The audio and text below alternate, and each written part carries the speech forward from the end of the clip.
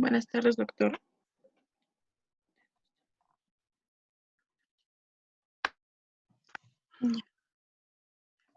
Bueno, un saludo a todos ustedes. Gracias por la invitación. Soy el doctor Wenceslao Chino y soy médico hemotransfusionista. Bueno, el tema de hoy, yo les quería hablar sobre el marco legal de la medicina transfusional en Bolivia.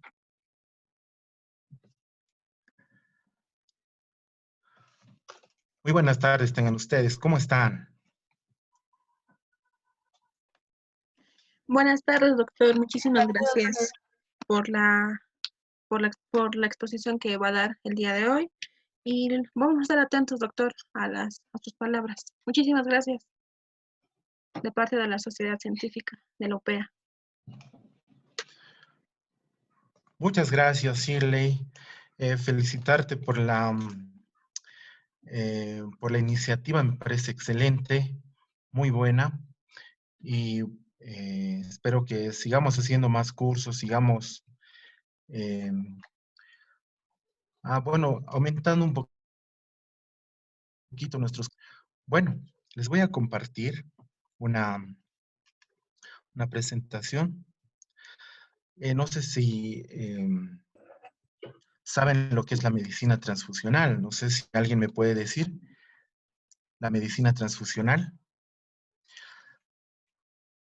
Se refiere a las transfusiones sanguíneas, ¿no? Al uso de la sangre a fines terapéuticos, ¿verdad? Esa es la medicina transfusional actualmente en Bolivia. Se encuentra normada, o sea que es una ley en Bolivia.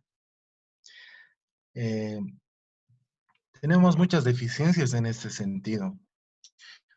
Les comento, colegas, que en muchas áreas de salud es una de las áreas correspondientes a emergencia, donde recién se está implementando en los hospitales. La medicina transfusional, tal cual nosotros lo conocemos, en otros países está bien cimentado, bien implementado en todas las áreas de un hospital, ¿no? Porque, ¿quién no necesita sangre, no? Cuando hay una cirugía, pues uno pierde sangre, ¿verdad? Cuando tenemos en un parto, una cesárea, siempre se pierde sangre y a veces se necesita hacer transfusiones. Es en ese sentido que necesitamos el uso de la sangre, pero el uso correcto de la sangre, ¿me entienden? Es importante saber que es primordial la seguridad de la salud, primero, resguardar nuestra salud. Entonces vamos a empezar hablando un poquito sobre algunos rasgos antecedentes de la medicina transfusional. Estamos viendo todos, ¿no? La diapositiva. Sí, doctor. Muchas gracias. Sí, doctor.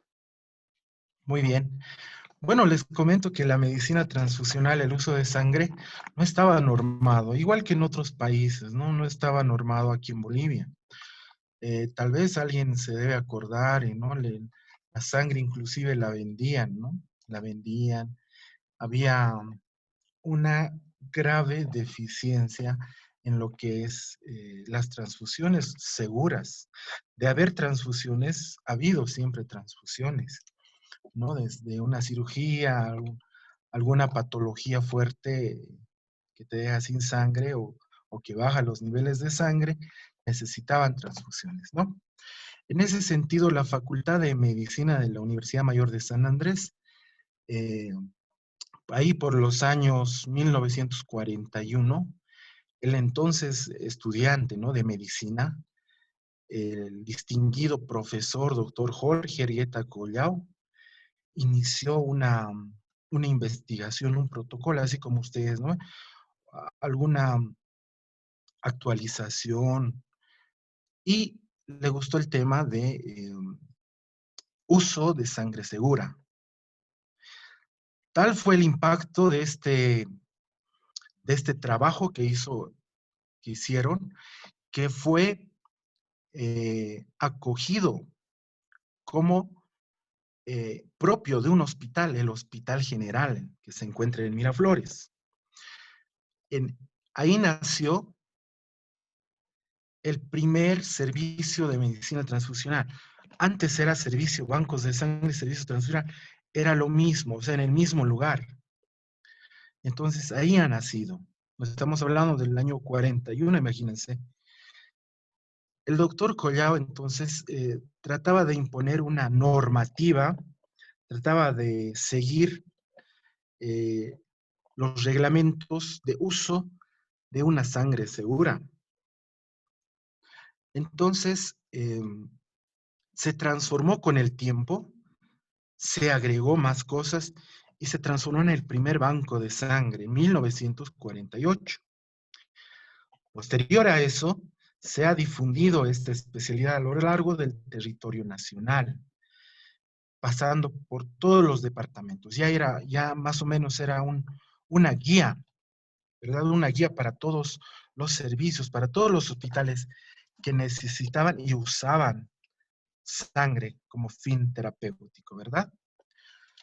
En Bolivia se realizaba pocas pruebas antes, ¿verdad? No se realizaban las pruebas que deberían realizarse. Por ejemplo, ustedes saben que no podemos transfundir sangre porque hay infecciones que se transmiten por sangre, ¿verdad? Por ejemplo, el Chagas, la hepatitis, el virus del VIH, enfermedades venéreas, todas esas enfermedades se transmiten por sangre. Y más que hacer un beneficio a nuestros pacientes, podemos crear un mal, ¿no? Podemos hacer iatrogenia con el procedimiento. Entonces, ¿qué se hacía antes? Era mínimo. Solamente se utilizaba un grupo sanguíneo. Oh, No se utilizaba más. Entonces, nos olvidábamos de hacer hepatitis ELISA para hepatitis, para Chagas, para, para sífilis, imagínense, no se hacían estas pruebas, ¿no? Y les cuento que predominaban las transfusiones. Antiguamente, todos los hospitales, clínicas, hasta consultorios, tenían un pequeño sector dedicado a las transfusiones. Pues estas transfusiones no estaban controladas y cualquiera podía sacar, cualquier hospital podía tener un servicio de bancos de sangre, como le llamaban antes, ¿no? En la clínica. Yo me acuerdo que se iba a una clínica y ahí estaba el servicio de banco de sangre. ¿Y de dónde sacaban la sangre? Pues a veces los familiares no tenían, no donaban, y bueno, ahí venía la gente también a donar, pero eran donantes remunerados, o sea, que les pagaban por sacarles medio litro de sangre, no una unidad de sangre. Bueno, había gran cantidad de centros privados y los públicos, o sea, prácticamente era un caos el manejo de la sangre.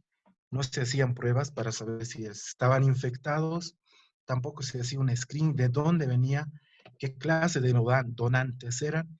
Entonces era complicado la situación. Entonces, Bolivia tenía que normar esos procedimientos. Entonces, nace la primera norma legal a nivel nacional. Un código de salud, el 15629, en el 78. Una norma es una guía, es algo que te dice cómo sería mejor hacerlo, ¿verdad? Pero no nos obliga a seguirlos. Ustedes los pueden seguir o no, es ya a su parecer, ¿no ve? Realmente esto, normas, guías, ha sido muy poco la ayuda, ya que seguía habiendo los centros privados, seguían habiendo las donaciones remuneradas, seguía el caos. Entonces, había que frenar eso. Y en 1993 se ha creado el primer anteproyecto de ley. Saben ustedes que la ley no se discute, no se cumple. Entonces se ha propuesto, según normativas también internacionales, guías, la ley del uso correcto de la sangre humana y sus componentes y derivados. Esta ley, esta iniciativa que surgió de una doctora, la doctora María del Carmen García, fue promulgada el 24 de marzo de 1996 como ley de la República. Eso es importante saberlo. Nosotros tenemos una ley que nos corrige, que hace el uso correcto de la sangre, ya no por norma, ya no simplemente por una norma legal, sino es una ley. Y acuérdense esto, por favor, la 1687 es la ley que rige a todos los hospitales, segundo y tercer nivel. Deben tener sus servicios transfusionales y debe haber bancos de sangre. Entonces los regía, los ordenaba y los ponía en regla todo. Pero había baches en la ley, había baches. A veces seguía habiendo centros privados, aunque clandestinos, que no cumplían la norma. Por emergencia, según ellos, se podía usar en cualquier circunstancia sangre, sin hacer las pruebas. Entonces, había la necesidad de crear un ente que vigile, un ente que vaya vigilando todos los centros de salud. Ahí, el 26 de junio del 2002, se crea el Programa Nacional de Sangre. Por resolución ministerial 0345, se crea el Programa Nacional de Sangre. El Programa Nacional de Sangre es el que nos va a fiscalizar, digámoslo, el uso y el cumplimiento de la ley. Importante, entonces era bien importante cumplir. Y esto lo hacía mediante el Programa Nacional de Sangre. Es el ente que nos guía, que nos fiscaliza, que nos da normas, que nos da guías. Entonces ahora es una red. Bueno, por ese entonces todavía se estaba cimentando las bases. Imagínense que hasta el año 2004 existían 260 bancos de sangre. Bancos de sangre, 260 bancos de sangre en toda Bolivia, pero legales, ¿verdad? Que cumplían con todos los requisitos, hacían pruebas. Imagínense cuántos más habría clandestinos hasta el 2004. Actualmente solo se ha centralizado en 19 bancos de sangre del sector público, seguridad social, y también hay bancos de sangre privados. Pero imagínense, de 260, ahora solo tenemos 19. En el sector público, solo tenemos un banco de sangre de referencia departamental. Acá tenemos La Paz, el Hemocentro. Todos deben conocerlo. Igual Oruro, Cochabamba, Santa Cruz tienen su banco de sangre de referencia. No hay más bancos. Exceptuando La Paz, que tiene el banco de sangre del Alto, todos tienen solamente un banco de sangre de referencia, al cual nosotros podemos acudir si necesitamos sangre, ¿no? Esto se va consolidando cada vez más. En el 2006 se consolida el Sistema Nacional de Sangre, una red de sangre segura. Entonces eso nos permitía muchas cosas. Por ejemplo, si teníamos un paciente que era de Cochabamba, de Santa Cruz, y no tenía familiares aquí, sus familiares podían donar allá en Santa Cruz. Y acá se le daba la sangre nomás. Entonces ahora está conformada una red muy importante de sangre. Y esto lo hicimos mediante las normativas. El Ministerio, a través del Programa Nacional de Sangre, nos da muchas normativas, guías. Aquí tenemos, por ejemplo, guía de selección del donante, cómo debemos seleccionar el donante, un buen donante, ¿no? Importante esta otra guía de bioseguridad en medicina transfusional, ¿no? transfusión propiamente dicha de hemocomponentes y derivación de pacientes con reacciones adversas, cómo tratar las reacciones adversas. Tenemos una infinidad de normativas. Actualmente usamos esas normativas para crear el servicio transfusional en cada hospital, ¿no? Y es importante saber que la ley está resguardada a través de otras leyes también. La primera ley, ¿no?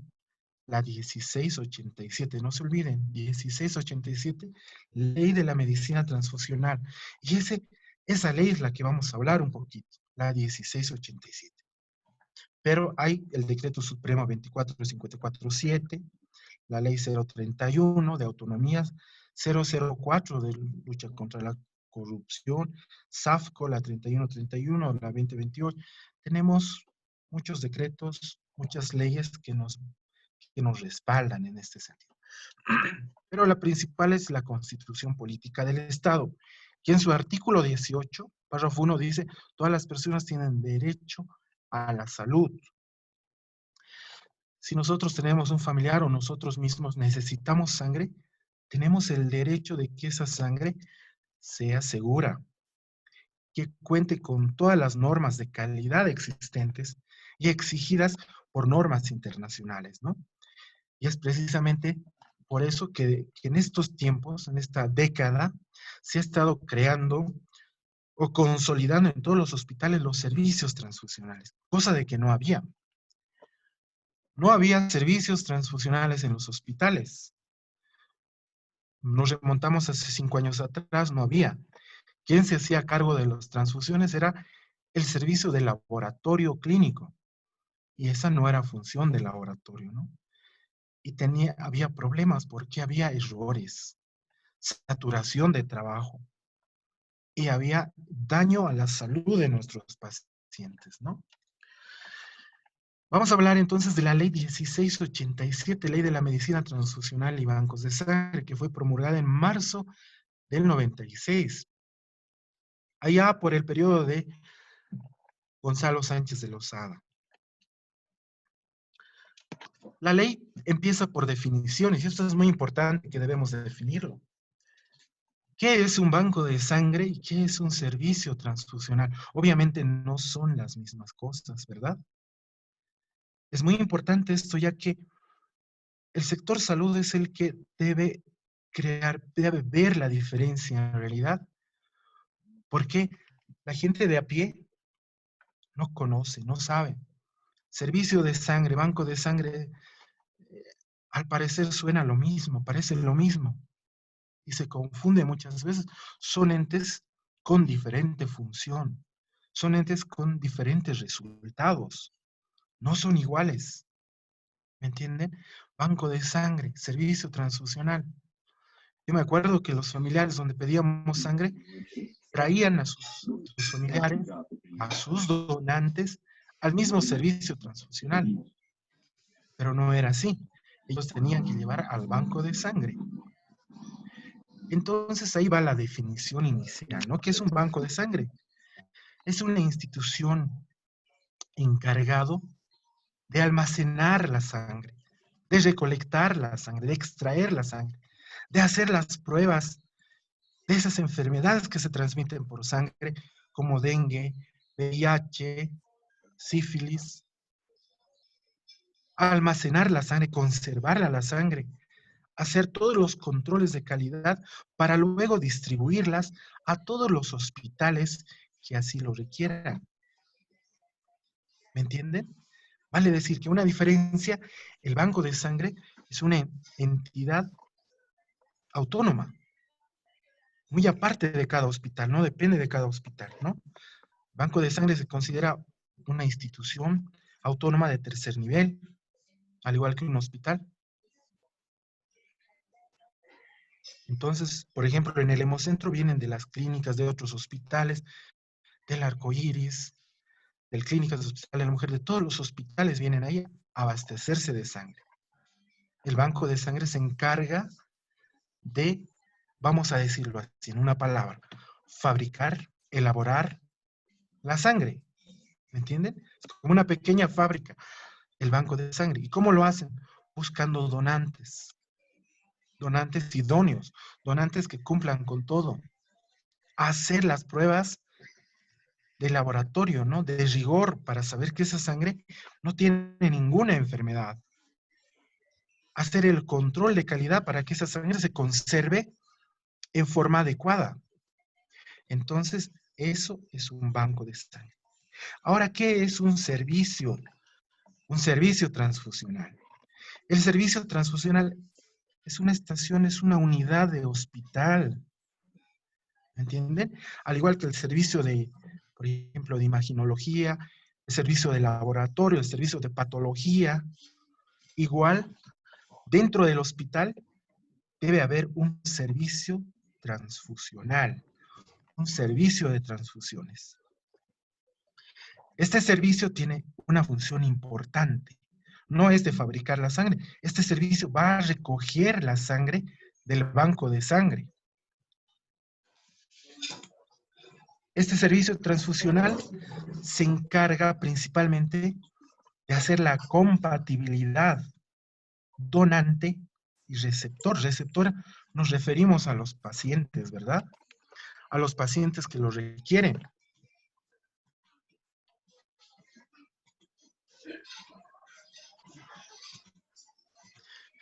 Entonces, el servicio transfusional es una unidad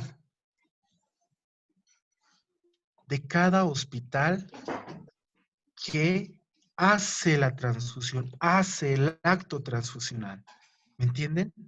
El servicio transfusional utiliza, hace la transfusión. En cambio, el banco de sangre fabrica la sangre, los hemocomponentes. Paquete globular, plasma fresco, plaquetas, crioprecipitado, etc. Y el servicio transfusional es el que hace el acto transfusional, ¿verdad? Transfunde. El servicio transfusional transfunde. El banco de sangre fabrica, en otras palabras. El servicio transfusional, entonces, es la unidad básica de hemoterapia encargado de las transfusiones de sangre provenientes de los bancos de sangre. Su principal función del servicio transfusional es la compatibilidad. Debemos estar seguros que sea compatible. El banco de sangre nos da la seguridad de que no tiene enfermedades, muy bien, pero no asegura que sea el mismo tipo de sangre. Por eso el servicio transfusional tiene que hacer compatibilidad primero de grupo sanguíneo, que sea del mismo grupo sanguíneo. Y compatibilidad también de otros grupos sanguíneos, otros sistemas de grupos sanguíneos. Entonces es importante ver que el servicio transfusional cumple una función importante, asegurarnos, asegurar hasta el último momento que esa transfusión es compatible, compatible. Es la importancia. Y les cuento que recién en este tiempo se están implementando los servicios transfusionales. No estaban implementados como tal, no había presupuesto dedicado a este servicio. Se podía crear todos los servicios, no lo dejaban atrás, no nos daban personal, no destinaban equipos, reactivos. Este servicio, igual que cualquier otro servicio, necesita de personal, de reactivos, necesita de muchas cosas. Entonces, ahora ya se está implementando en todos los, principalmente en las unidades, en los maternológicos, ¿no? Donde necesitan más. Terapia intensiva, unidades hemodiálisis, por ejemplo, ¿no? Entonces ya se está implementando. Entonces se entiende la diferencia. Luego la ley nos habla del alcance de la ley. El alcance de la ley, los bancos de sangre, los servicios de sangre, tienen que funcionar, dice, los 365 días del año, feriados, paros, tienen que estar funcionando porque es un servicio de emergencia. Y como cualquier otro servicio también de un hospital, debe contar con la licencia de funcionamiento, con un registro legal también. O sea que cada hospital debe hacer acreditar, vamos a decirlo así, ante las instancias que corresponden el servicio transfusional también, al igual que el servicio de laboratorio, al igual que cualquier servicio, ¿verdad? Debe hacerlo acreditar ante el CEDES, ante el ministerio, ante el programa, etc. Es bien importante entonces. Y lo que les decía, toda transfusión de sangre o cualquiera de sus componentes, sea plasma, plaquetas, crío, debe ser realizada con sangre compatible. Todas las sangres deben tener sus laboratorios de negatividad, de que no tengan esa enfermedad. Además, deben tener registros, reporte de las compatibilidades que se hacen entre el paciente y el donante. Esas pruebas se denominan pruebas de compatibilidad, mayor, menor, pruebas de análisis, pruebas pretransfusionales, pruebas de screening, y eso está por ley. Todos los hospitales deben hacer compatibilidad y análisis de laboratorios de todas las unidades de sangre que se van a transfundir, ¿no? Eso nos dice la ley. Y el personal es bien importante, dotar al personal a esta unidad o al banco de sangre también. El personal que trabaja en servicios transfusionales y bancos de sangre es muy importante, puesto que es una área relativamente nueva. No existe mucha capacitación en esta área. Colegas, no sé si los médicos aquí llevamos una materia que se llama medicina transfusional. Creo que no, ¿verdad? No llevamos.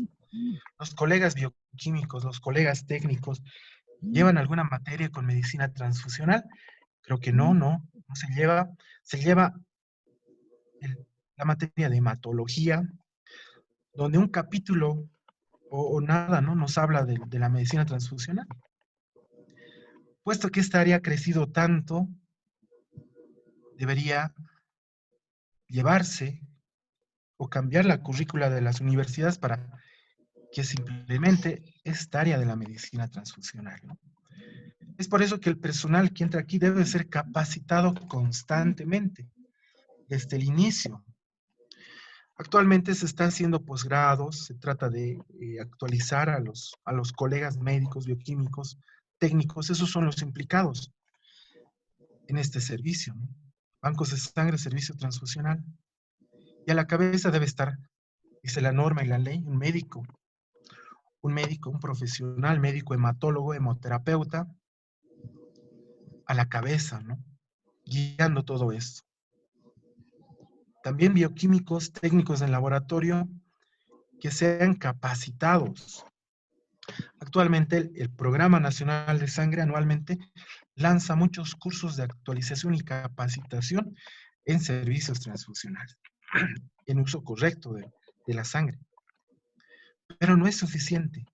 Tenemos muchos hospitales, se van creando muchos servicios también y no abastece la capacitación. Muchos no podemos ir por el trabajo, por el tiempo. Entonces debe haber un cambio también en nuestra currícula. Y el primer problema, colegas, que habíamos visto el personal, faltaba médicos, no hay médicos capacitados en el área. Entonces, hay mucho campo acá para capacitarse, para dedicarse a esta área de la medicina. Entonces, es el primer problema que había. Pero los otros profesionales se están capacitando, bioquímicos, técnicos, ya están haciendo posgrados, ya hay posgrados, y se están capacitando poco, están acreditando ya los servicios transfusionales. ¿Y qué nos dice esta ley de la omisión de la ley? Pues es tipificado como delitos y sanciones, la omisión o violación de la presente ley, su reglamento y todo eso, y está tipificado como delito contra la salud pública, el artículo 37 del Código Penal. Ahí nos van a catalogar si no cumplimos con la ley mentira. Todos los hospitales están obligados ahora a tener su servicio transfusional, a sacar sangre, no como antes, sino a sacar sangre de los bancos de sangre, ¿no? Las únicas instituciones que deben dar la sangre segura. Entonces, esto está tipificado como delito en el Código Penal. Delito contra la salud. El Servicio Departamental de Salud, los SEDES, de cada departamento, juntamente con el Programa Nacional de Sangre, son los encargados de hacer cumplir la ley. Entonces ellos vienen a acreditar o vienen a hacer las inspecciones, ¿no? A cada hospital.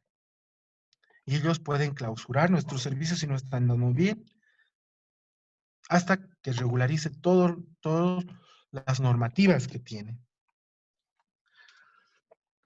En cada hospital vamos a hablar de los servicios transfusionales, que son las unidades básicas de las transfusiones, o sea, el acto transfusional es un servicio de emergencia. Eso nos pone en que es primordial la implementación de este servicio. Es un servicio de emergencia, servicio transfusional. Entonces las autoridades deben darle esa importancia.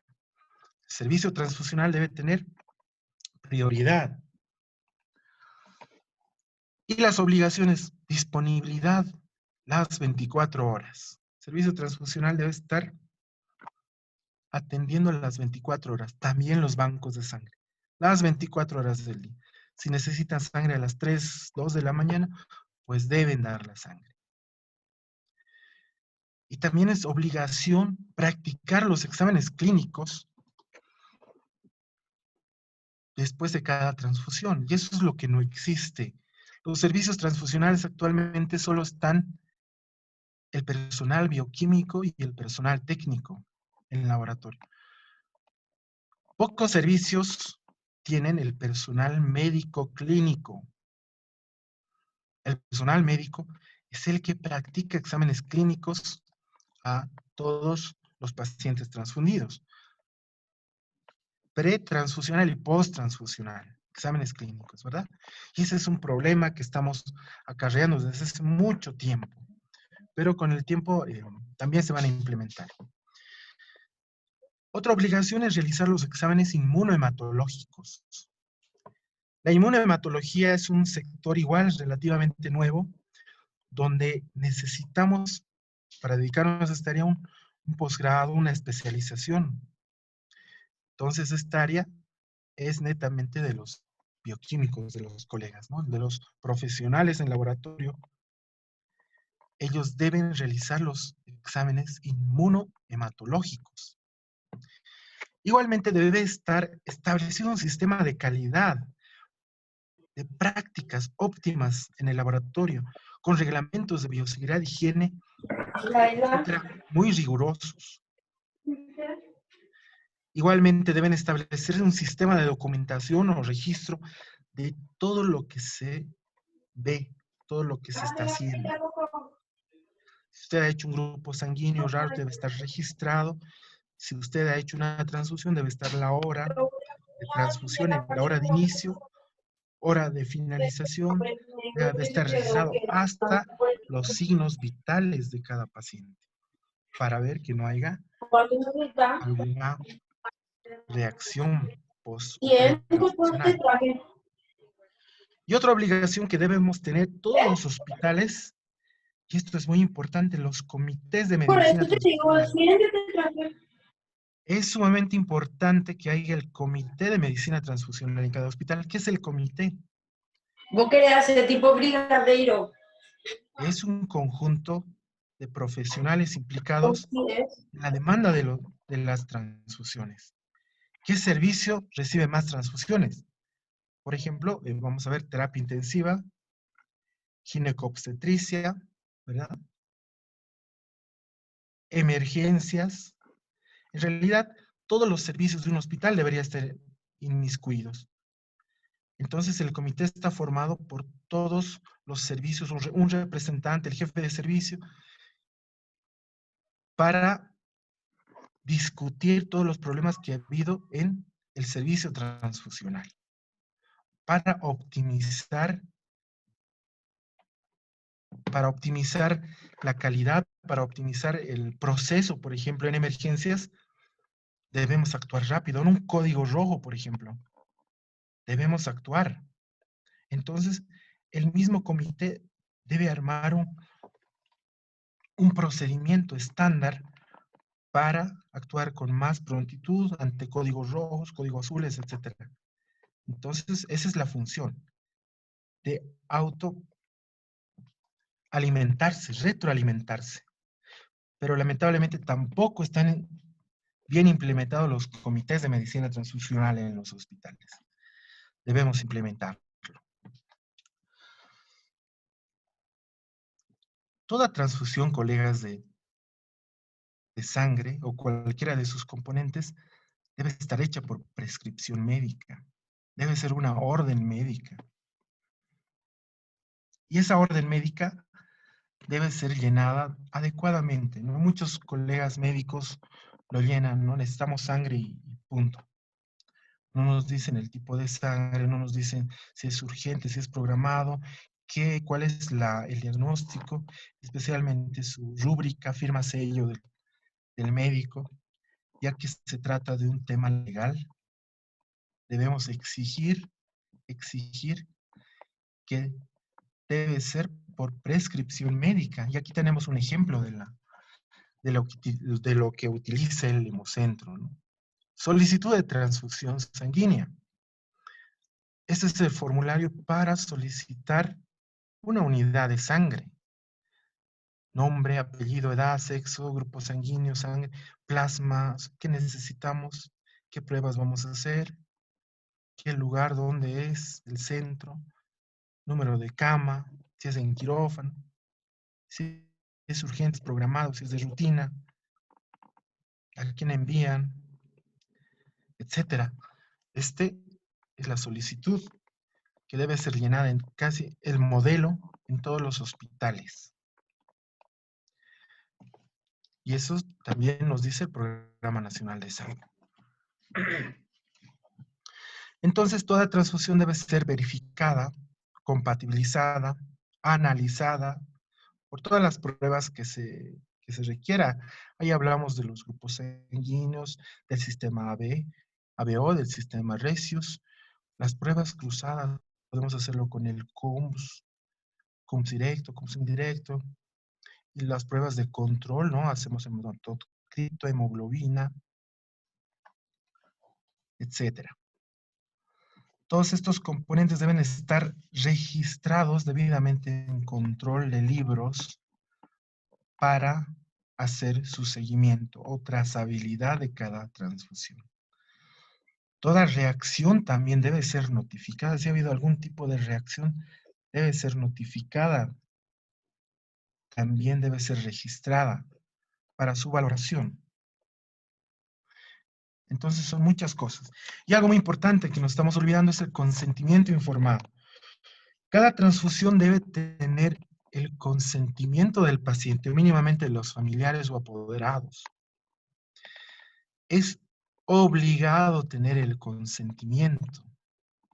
Es potestad de aceptar o negar la transfusión de cada paciente tiene esa potestad. Hemos tenido problemas con pacientes que no querían transfundirse, que se transfundieron. Hablamos de algunas religiones, como los testigos de Jehová, por ejemplo, ¿no? Que no aceptan las transfusiones sanguíneas, y otros problemas más. Es por eso que debemos transfundir siempre con un consentimiento informado. ¿Por qué? Porque el receptor o la receptora tiene derecho a ser informado también de los riesgos. Este consentimiento, aparte de aceptar que se va a transfundir, también nos explica que puede haber reacciones transfusionales inesperadas. Puede haber algunos riesgos en relación a la transfusión, y eso lo explicamos en los servicios transfusionales. a los pacientes que así lo requieren. Entonces el receptor está aceptando y está siendo informado de que puede haber posibles reacciones y que los hay. Un rash alérgico, una urticaria, un escozor, etcétera. Siempre hay en diferente medida, ¿no? Alguno que otro paciente hace unas reacciones, pero nosotros les explicamos el riesgo, también les explicamos los beneficios que tiene una transfusión sanguínea. Y ellos deciden aceptar o rechazar la transfusión. Entonces, eso está. Y este es el modelo de consentimiento informado que tenemos en el Hemocentro. Aquí tenemos el hospital, nombre, etcétera, donde nosotros, los médicos, debemos llenar antes de cada transfusión si acepta o no acepta. Y en el reverso de este consentimiento, ahí también están narrados las posibles alteraciones o riesgos pasajeros, temporales, escalofríos, fiebre, urticarias que puede haber. Y también se explica que esta sangre se ha pasado por laboratorios donde es seguro las pruebas que se hicieron, ¿no? Que son negativas para VIH, SIDA, hepatitis B, hepatitis C, malaria, Chagas, etc. Entonces, con todo esto, firmado estos dos documentos, recién podemos hacer las transfusiones. Es bien importante. Y en el artículo 28 de la ley nos dice las sanciones, ¿no? La ley de la medicina transfusional describe multas, sanciones que pueden llegar a las clausuras temporales o permanentes, que puede ir directamente en perjuicio del hospital, del centro, y que debe hacerse mediante los sedes, ¿no? Para habilitación, para volverse a habilitar. Entonces, esas son las sanciones que nos dan. Aquí podemos ver algunas inspecciones que se hacen en algunos centros hospitalarios, donde el Ministerio, Programa Nacional de Sangre, sedes, se une y hace la inspección. El uso de sangre, y si no está con el reglamento, entonces es pasible a las clausuras. Es importante. Los sedes son los encargados de coordinar juntamente con el Programa Nacional de Sangre, de llevar a cabo estas vigilancias. El Programa Nacional de Sangre, mediante la resolución 0452, puede y tiene la atribución de regular estas acciones.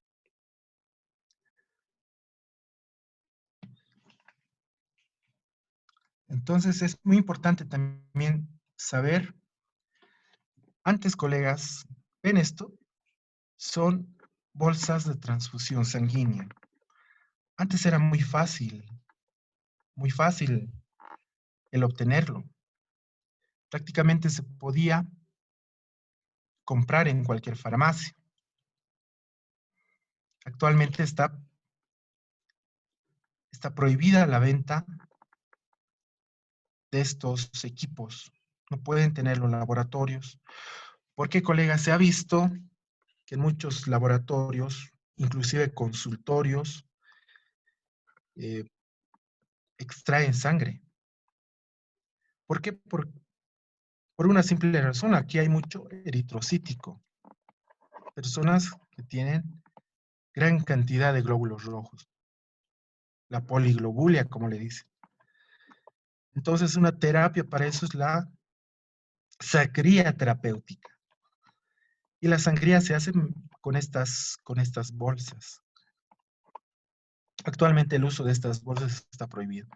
Para los laboratorios, para los consultorios, entonces está prohibido y es pasible a la clausura, inclusive un seguimiento, ¿no? Penal contra estos laboratorios o consultorios. Es bien importante ver eso. Entonces, todo el servicio, bancos de sangre, servicios transfusionales, está basado en reglamentos obligatorios para instalación, habilitación y funcionamiento de ellos. Es importante que ustedes conozcan la ley, conozcan los reglamentos y conozcan todos los pormenores que hay en las transfusiones sanguíneas. ¿Por qué? Porque es una ley. Y es una ley muy importante para el funcionamiento en los hospitales de los servicios transfusionales. Es obligado, obviamente, porque estamos hablando del tratamiento de personas, de pacientes. En todos los centros públicos, privados, seguridad social, en todos, su implementación es obligatoria. Obligatoria. Entonces tenemos que respaldarnos. ¿Por qué, colegas? Porque se ha visto problemas grandes en transfusiones, ¿no? Se ha visto transfusión de sangre de grupos erróneos. Imagínense qué podemos causar si ponemos un grupo que no es desde la muerte, ¿no? Entonces, tenemos cómo el personal de salud puede respaldarse en caso de una reacción grande, reacción fuerte o reacción inesperada, ¿no? Si hemos hecho todo correcto, pues acreditando nada más calidad, acreditando seguridad, asegurar la calidad. Entonces, es el segundo paso que tenemos. Aparte de implementar los servicios transfusionales, ahora debemos trabajar en asegurar la calidad. Calidad en las transfusiones. Entonces, si nosotros acreditamos eso, ahora hay una gran gama de vías para asegurar o acreditar, ¿no? La calidad, ahí tenemos la certificación ISO, los sistemas de gestión de calidad, por ejemplo, de otros países. Entonces, tenemos muchas vías para asegurar y acreditar calidad. También el Programa Nacional de Sangre, sedes, el Ministerio, etcétera, debemos acreditarlo. Eso es lo importante. ¿Por qué? Porque podemos matar a un paciente si le damos un hemocomponente de otro grupo, un hemocomponente, una sangre que no es segura. Entonces es bien importante conocer la ley, conocer las normas, conocer todo lo respecto a la medicina transfusional. No sé si hay alguna pregunta, colegas, con esta pequeña charla. Tal vez podemos... ¿Hay alguna pregunta, queridos colegas?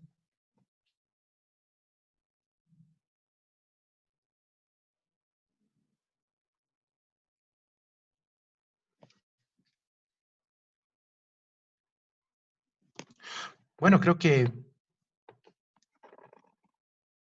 no hay preguntas.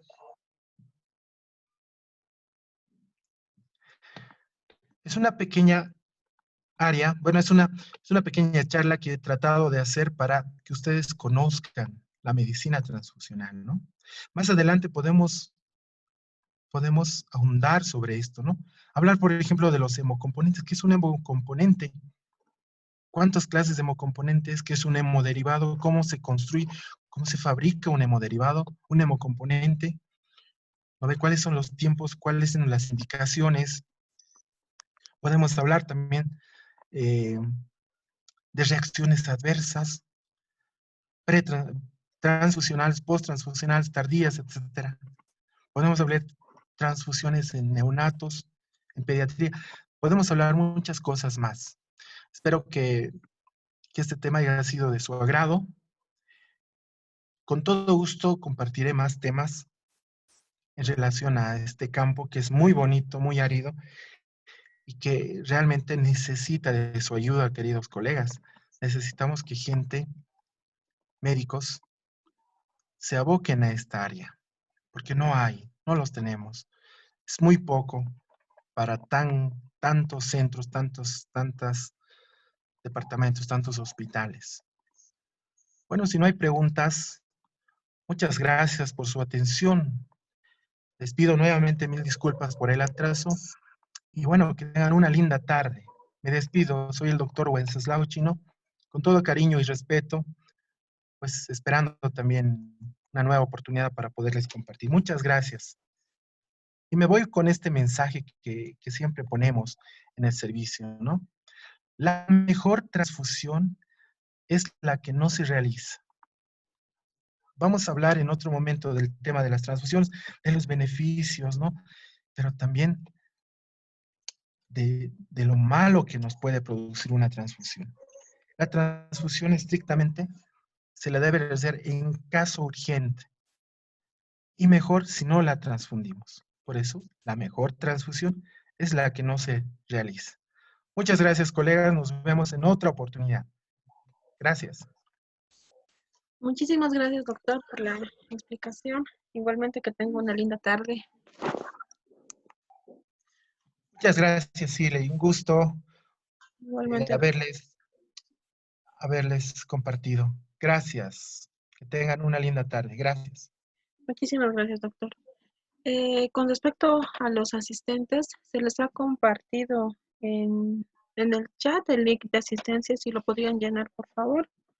Va a estar habilitado unos 5 o 10 minutos más, por favor. Gracias. Muchas gracias. Hasta luego.